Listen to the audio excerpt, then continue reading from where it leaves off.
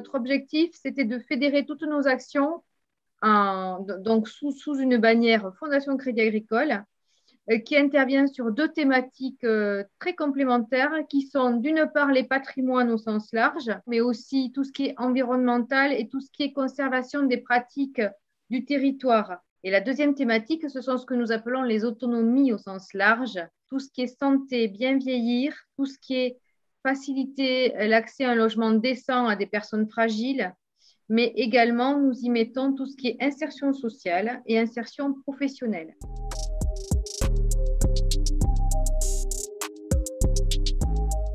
Nous avons des dossiers fondations qui sont directement portés par des associations et qui concernent apporter du bien-être ou du mieux aux jeunes, mais nous avons aussi une action spécifique qui est la bourse étudiante que nous délivrons depuis la 3e année maintenant à 20 jeunes qui étudient ou qui sont issus du territoire et nous leur permettons d'avoir une bourse de 2 000 € par an pendant 3 ans.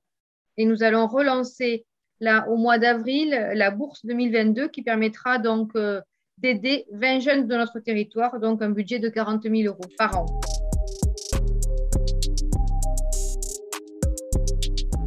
Un certain nombre d'associations qui travaillent soit dans le milieu de la santé, soit de l'insertion sociale, nous sollicitent. Donc là, Clubhouse, c'est une association qui permet à des personnes atteintes de maladies psychiques qui sont en période de réinsertion dans la vie, tout simplement, qui sont sortis de l'hôpital. Clubhouse leur offre un lieu de vie de jour, pour que, à leur initiative et en fonction de leur envie, ils viennent retrouver un lien social dans une structure qui est comme une maison et qui permet d'avoir des activités. On va discuter, on va gérer des mails et on espère pour eux une réinsertion sociale qui va peut-être à terme, et c'est vrai pour 30% d'entre eux, arriver à reprendre un emploi, malgré la maladie et malgré que la maladie soit toujours présente.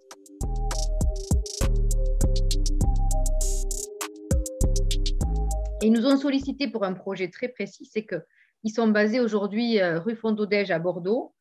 Leurs locaux deviennent exigus parce qu'ils ont de plus en plus de membres qui fréquentent cet endroit.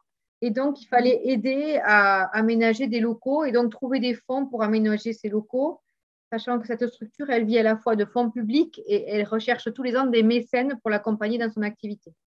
Et donc, on s'est dit qu'on allait flécher sur les aider à aménager leur future cuisine. Alors, pourquoi? C'est vraiment dans un but très précis, parce que la cuisine, c'est le lieu de vie par excellence de cette maison, de ce club.